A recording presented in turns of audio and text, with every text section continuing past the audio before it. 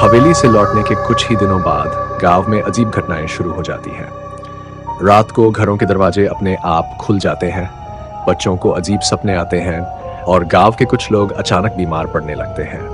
गांव वाले इसे चुड़ैल की हवेली से जोड़ते हैं और सूरज को बार बार कहते हैं कि उसने हवेली के अंदर जाकर कुछ गलत कर दिया। सूरज और उसके दोस्त इन घटनाओं से परेशान हो जाते हैं। सूरज और विक्रम गांव की उसी बूढ़ी महिला के पास जाते हैं जिसने पहले चुड़ैल के मंत्र के बारे में बताया था। वह उन्हें बताती है कि चुड़ैल का अंत पूरी तरह से नहीं हुआ था।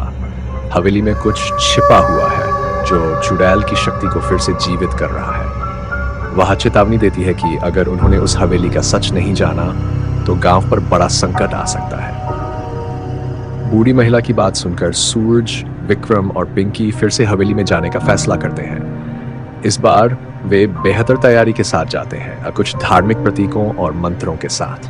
हवेली का माहौल पहले से भी ज्यादा खतरनाक और अजीब होता है। हवेली के अंदर जाकर उन्हें एक पुरानी किताब मिलती है जिसे किसी ने जादुई मंत्रों से बंद किया हुआ है। जैसे ही वे उस किताब को खोलने की कोशिश करते हैं, हवेली की दीवारें हिलने लगती हैं और खिड़कियां फिर से अपने आप खुलने लगती हैं। हवेली में छिपी चुड़ैल की शक्ति अब जागने लगी है। अचानक उन्हें चुड़ैल की वही विकृत आकृति फिर से आईने में दिखती है। किताब खोलते ही हवेली की सभी दरवाजे, खिड़कियां जोर से बजने लगती हैं। चुड़ैल का आक्रमण शुरू हो जाता है। वह हवा में तैरते हुए उनके ऊपर आक्रमण करती है। इस बार चुड़ैल और भी ज्यादा शक्तिशाली होती है क्योंकि उसकी आत्मा को हवेली की किताब से शक्ति मिल रही है। सूरज और उसके दोस्त अपने धार्मिक प्रतीकों का इस्तेमाल करते हैं, लेकिन चुड़ैल उनसे लड़ते हुए और ताकतवर होती जा रही है। सूरज को याद आता है कि चुड़ैल की आत्मा को मुक्त करने के लिए उस किताब को नष्ट करना होगा। वह किताब को हाथ में लेकर हवेली के सबसे ऊंचे हिस्से पर जाता है जहां चुड़ैल उसकी ओर तेजी से बढ़ रही होती है। सूरज अपने साहस का परिचय देते हुए किताब को जला देता है और चुड़ैल एक भयानक चीख के साथ गायब हो जाती है। हवेली धीरे धीरे शांत होने लगती है।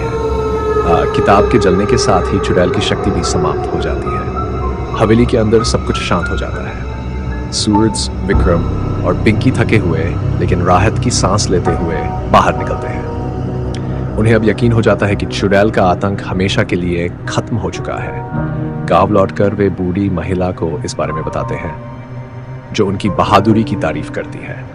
गांव में फिर से सब कुछ सामान्य होने लगता है।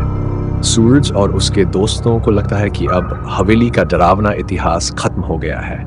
लेकिन एक दिन गांव के एक बच्चे को हवेली के पास खेलते समय अजीब आवाजें सुनाई देती हैं। जैसे ही वह पास जाता है, उसे हवेली के अंदर से हंसी की आवाज सुनाई देती है। कहानी यहीं खत्म होती है, लेकिन हवेली का रहस्य और डर अभी भी जिंदा है।